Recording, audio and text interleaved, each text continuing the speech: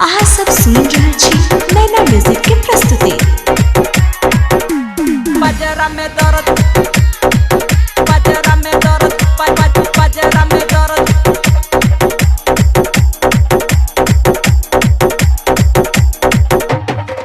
छोड़ी कहिया से हो छोहे के बजरा में दर्द, बजरा में दर्द। छोड़ी कहिया से हो छोहे के बजरा में दर्द, आना चोट के दवाई देबोगे।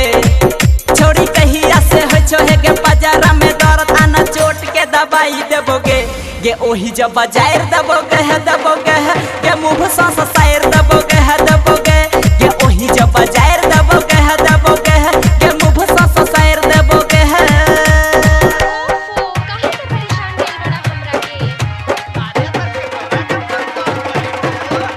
बजरा में दर्द, बजरा में दर्द।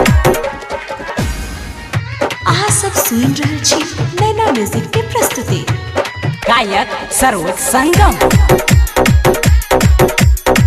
बजरा में दर्द, बजरा में दर्द। शादी को के जहिया सो गेला छोड़ी ससुरा, पियावा के बात बतावे छे हमरा, बतावे छे हमरा, बतावे छे हमरा। शादी को के जहिया सो गेला छोड़ी ससुरा, पियावा के बात बतावे छे हमरा, बतावे छे हमरा। मिला हमारा से आवे देबो प्यार के मजा, प्यार के मजा, प्यार के मजा। मिला हमारा से आवे देबो प्यार के मजा, तोरा सीना से सटा लेबोगे। मिला हमारा से आवे देबो प्यार के मजा, तोरा सीना से सटा लेबोगे। गे ओही जब बजायर दबोगे है दबोगे, के मुँह से सायर दबोगे है दबोगे। गे ओही जब बजायर दबोगे दबोगे है, के मुँह से सायर दबोगे है, के मुँह से सायर दबोगे है, के मुँह से सायर दबोगे है।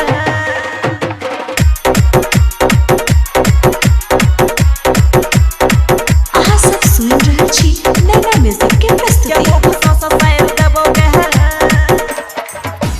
डीजे वाला छौड़ा देखावे छो डंटा, अंकित दीपक ने छोड़ो एको घंटा, अंकित दीपक ने छोड़ो एको घंटा। डीजे वाला छौड़ा देखाबो तोरा डंटा, अंकित दीपक ने छोड़ो एको घंटा, छोड़ो एको घंटा। राइटर किशन रफ्तार केने छो जोगा, केने छो जोगा, केने छो जोगा। गायक सरोज संगम केने छो जोगार, पूरा देह में लसैर दतोगे। गायक सरोज संगम केने छो जोगार, पूरा देह में लसैर दतोगे। गे ओही जब बजायर दबोगे